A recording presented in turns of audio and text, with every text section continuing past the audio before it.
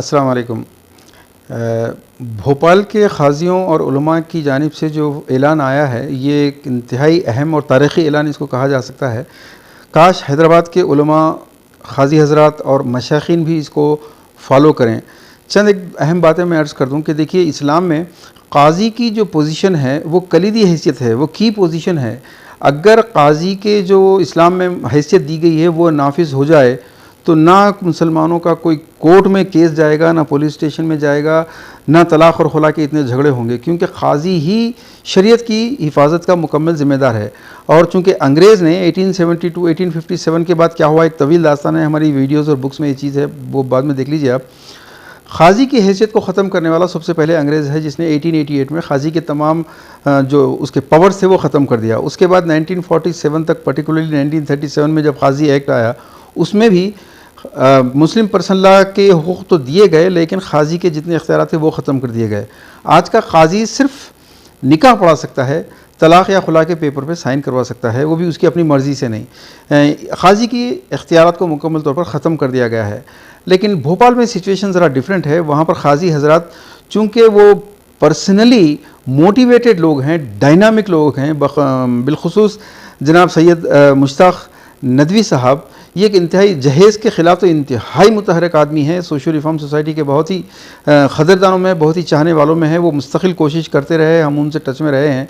उन्होंने दूसरे क़ाज़ी हज़रात और उलमा के ताउन के साथ जो लॉ लाया है, ठीक है, 100% उससे इस्लामी शादियाँ नहीं होंगी, 100% उस मुनकरात ख़त्म नहीं हो सकते, लेकिन जिस हद तक भी मुनकरात ख़त्म हो रहे हैं, ये बहुत बड़ी बात है।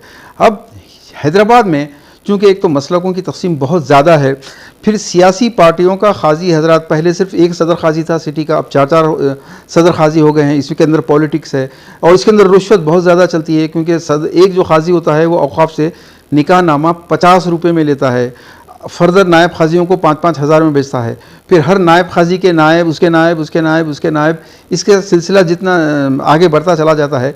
50 रुपये का निकाह नामा जाके 2000 रुपये लड़की वालों से, 2000 रुपये लड़के वालों से।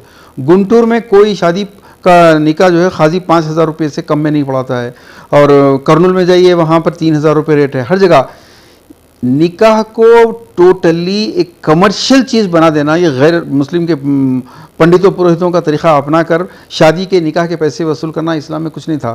तो ऐसे क़ाज़ी कुछ नहीं कर सकते जब तक कि क़ाज़ी हो या आलिम हो या कोई भी हो, उनके अंदर अगर पर्सनली मोटिवेशन है, वो वाकई जहेज़ के ख़िलाफ़, शादियों की रसूमात के ख़िलाफ़ उठने का अगर उनमें जज्बा है, तो ये मुमकिन है, वरना ये कमर्शियलिटी तो चलती रहेगी और इनके नजराने और इनकी हदियत तो ख़त्म नहीं होंगे।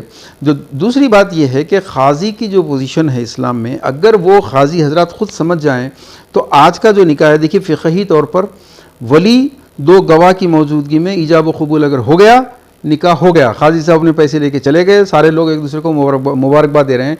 इसके अंदर मेहर नगद दिया गया या नहीं दिया गया, जहेज़ कितना लिया गया, इसका क़ाज़ी साहब से कोई ताल्लुक़ नहीं है। ये है वो सबसे असल फितने की जड़, क्योंकि फ़िक़ही तौर पर निकाह हो गया, लेकिन फ़िक़ा से पहले एक चीज़ और होती है, मंशाए शरीयत, मंशाए फ़िक़ा। असल फ़िक़ा चाहती क्या है? मेहर उधार। फॉर एग्ज़ाम्पल कह रहा हूँ मैं आपसे, उधार मेहर का निकाह जायज़ ही नहीं है। ये मैं नहीं कह रहा हूँ, कुरान कह रही है, सुन्नत से, हादीस से कोई एक निकाह का ऐसा जवाज़ लेकर आइए कि निकाह जायज़ है बग़ैर मेहर नक़द अदा किए। हज़रत अब्दुर्रहमान बिन औफ़ रज़ियल्लाहु तआला अन्हु निकाह करते हैं, रसूलुल्लाह सल्लल्लाहु अलैहि वसल्लम को ख़बर नहीं, पूछते हैं आपके निकाह किया है? आप कहते हैं हाँ या रसूलुल्लाह निकाह किया है। तो आपका जो पहला सवाल है ये नहीं है कि हमको कितना बुलाया या जहेज़ में क्या लिया या कौन से शादी खाने में किया।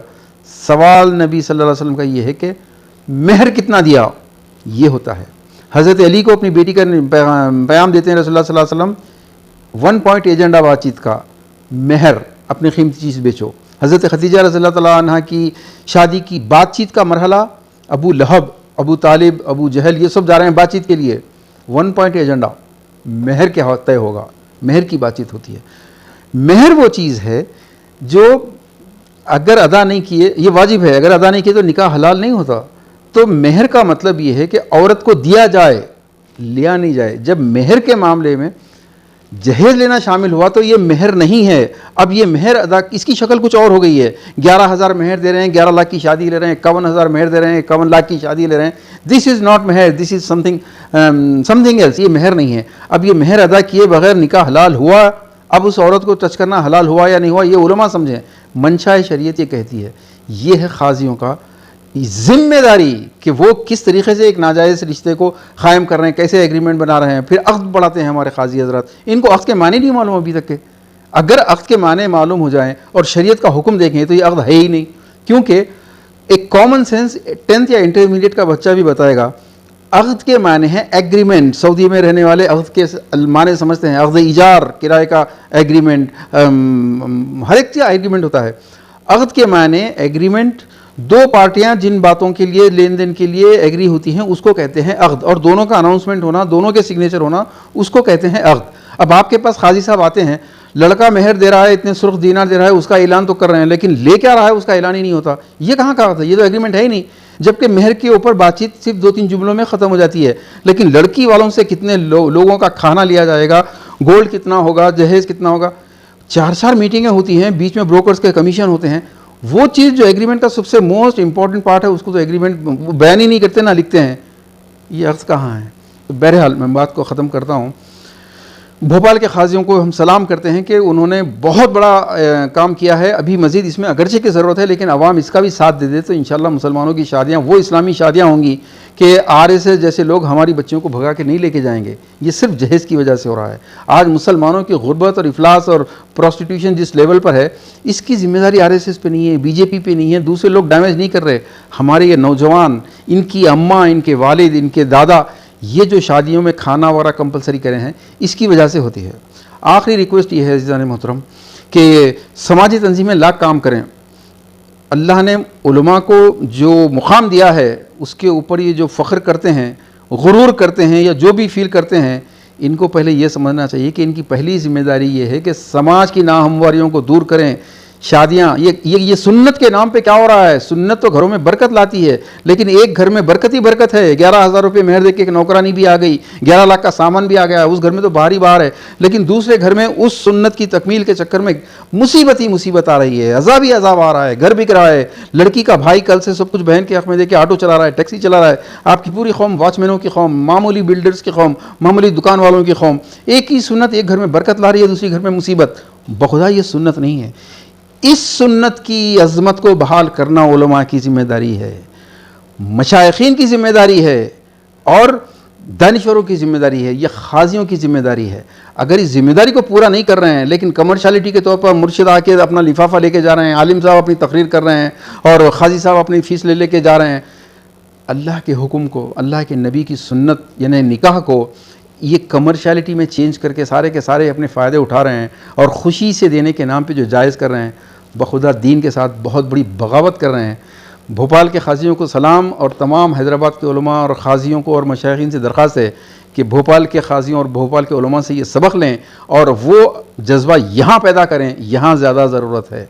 हैदराबाद की आवाम ज़्यादा ख़र्च करती है, मगर हैदराबाद की आवाम अपने उलमा और अपने क़ाज़ियों को फॉलो करने की, भोपाल या पूरे हिंदुस्तान के मुकाबले में कहीं भी चले जाइए, हैदराबाद की आवाम के दिलों में उलमा की अज़मत है, औलिया अल्लाह की अज़मत है, मशाइखीन की अज़मत है। अब मुरीद सादा तो रो रो के हो गया ताइब, खुदा करे कि हो शेख को भी ये तौफ़ीक़।